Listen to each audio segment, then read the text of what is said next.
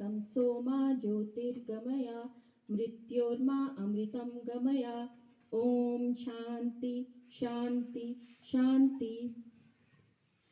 आदरणीय मुख्याध्यापिका हमारी श्रीमती सपना कुमारी, हमारे यहाँ पे उपस्थित आदरणीय DM Shri Narayan Singh Thakur, Shri arts DGT Shri Vijendra Thakur और हमारे शास्त्री श्री धर्मचंद रावत, मैं इन सबका आज यहाँ पे स्वागत करती हूँ।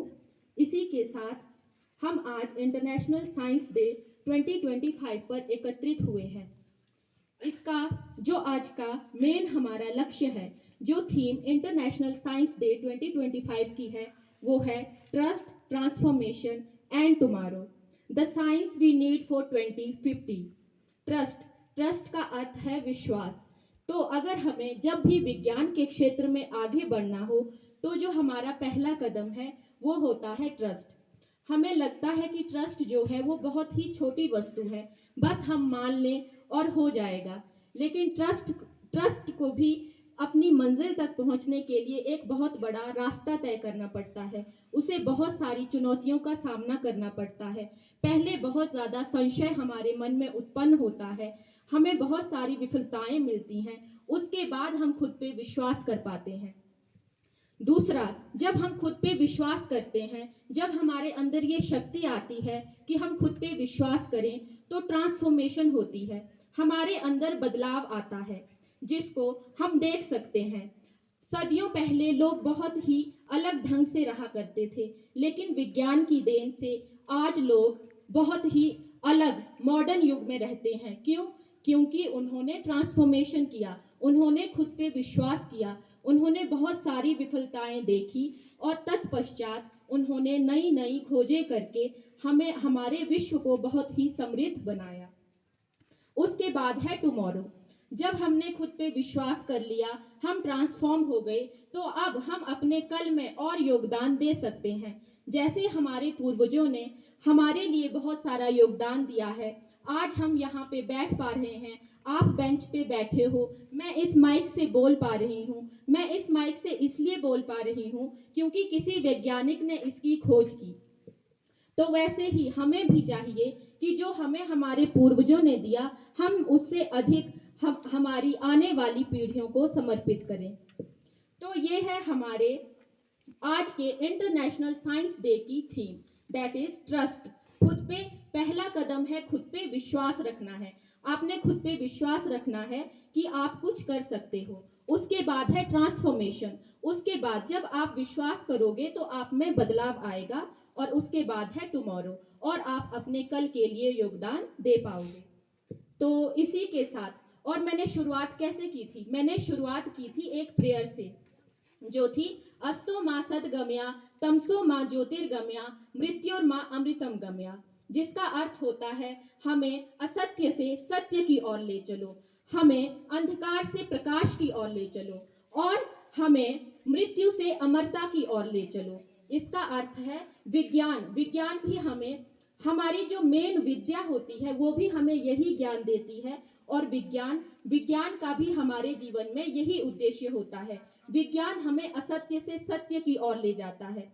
असत्य क्या? और पृथ्वी जो है वो एक जगह पे रह रही है, लेकिन वैज्ञानिकों ने खोज की और सत्य का पता लगाया कि पृथ्वी तो एक ही जगह पे रहती है, और जो पृथ्वी है वो जो है सूर्य के चक्कर लगाती है, सूर्य तो एक ही जगह रहता है। तो ये कहाँ से गए? ये असत्य से सत्य की ओर गए। तो विज्ञान का उद्देश्य भी यही है कि वो हमें असत्य से सत्य की ओर लेके जाए, और इसके साथ साथ अंधकार से प्रकाश की ओर लेके जाए। अगर बिल्कुल ही हम सोचें तो जैसे हम पहले अंधेरे में रहते थे और थॉमस अल्वा एडिसन ने बल्ब की खोज की, तो हम फिर प्रकाश में आ गए। पर यह प्रकाश सिर्फ बाहर का नहीं, आंतरिक भी होता है। जब हम किसी विषय पर गहन अध्ययन करते हैं तो हमारी अंतर आत्मा भी प्रकाशित होती है। तो यह विज्ञान हमें दोनों तरह से प्रकाशित करता है, अंदर की तरफ से भी और बाहर की तरफ से भी। उसके बाद अंत में था कि हमें जो है वो मृत्यु से अमरता की ओर ले जाए। अब हमारे वैज्ञानिक बहुत सारे अनुसंधान करते हैं और बहुत ही ऐसी औषधियों की खोज करते हैं जिससे हमारी जो है लाइफ बढ़ जाती है। इसके साथ साथ जो हमारा ज्ञान होता है, अमरता का अर्थ होता है ज्ञान के साथ जीना। तो विज्ञान हमें ज्ञान के साथ जीना सिखाता है, इसलिए विज्ञान हमारी सहायता करता है असत्य से सत्य की ओर, मृत्यु से अमरता की ओर और अंधकार से प्रकाश की ओर। इसी के साथ मैं आज की क्विज को शुरू करना चाहूंगी। मेरा पहला क्वेश्चन है गंगा हाउस से, खरीफ फसल किसे कहते हैं? ऐसी फसल जिन्हें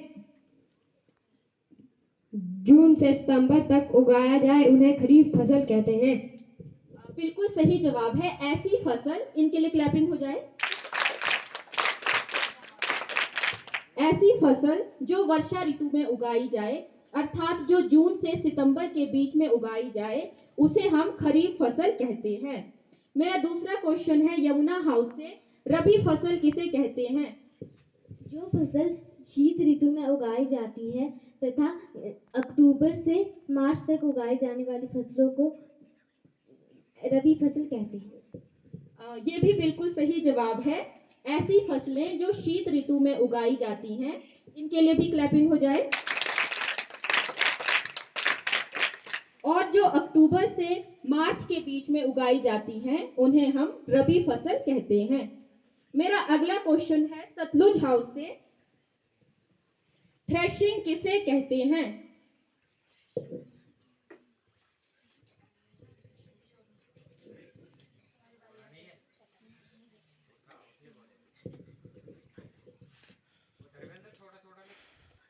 थ्रेशिंग किसे कहते हैं? ये क्वेश्चन पास होगा राबी हाउस को।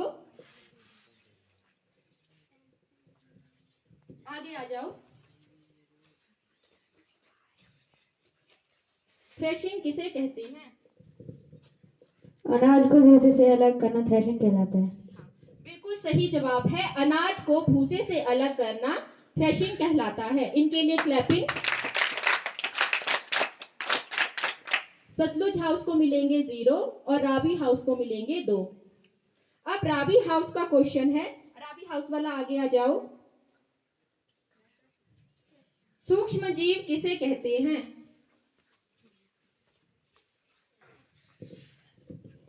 जिन जीवों को हम बिना यंत्र की सहायता से नहीं देख सकते उन्हें सूक्ष्म जीव कहते हैं।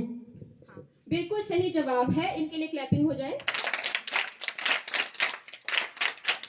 जिन जीवों को हम बिना यंत्र की सहायता से नहीं देख पाते हैं उन्हें सूक्ष्म जीव कहते हैं। मेरा अगला क्वेश्चन है गंगा हाउस से, सूक्ष्म जीवों के कितने प्रकार हैं, उनके नाम बताओ। सूक्ष्म जीवों के 4 प्रकार हैं, कवक, जीवाणु, प्रोटोजोआ, शैवाल। इनका आंसर बिल्कुल सही है, इनके लिए क्लैपिंग की जाए। मेरा अगला क्वेश्चन है यमुना हाउस से, भोजन के घटकों के नाम बताओ। कार्बोहाइड्रेट, प्रोटीन, वसा, विटामिन, प्रोटीन, खनिज और लवण। इनके लिए क्लैपिंग हो जाए। भोजन के घटकों के नाम है कार्बोहाइड्रेट, प्रोटीन, विटामिन, खनिज, लवण इत्यादि। अगला क्वेश्चन है मेरा सतलुज हाउस से, विटामिन ए की कमी से कौन सा रोग होता है?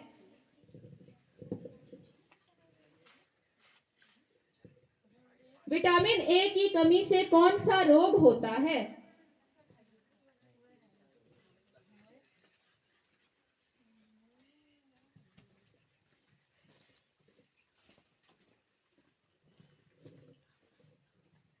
ये क्वेश्चन पास होता है रावी हाउस को। रावी हाउस वाला सामने आए।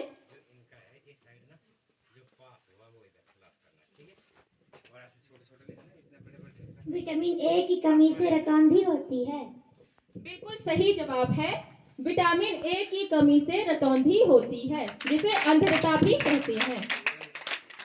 तो रावी को मिलेंगे +2 और। अब रावी हाउस का ही क्वेश्चन है, विटामिन बी की कमी से कौन सा रोग होता है? रावी हाउस का अपना क्वेश्चन है।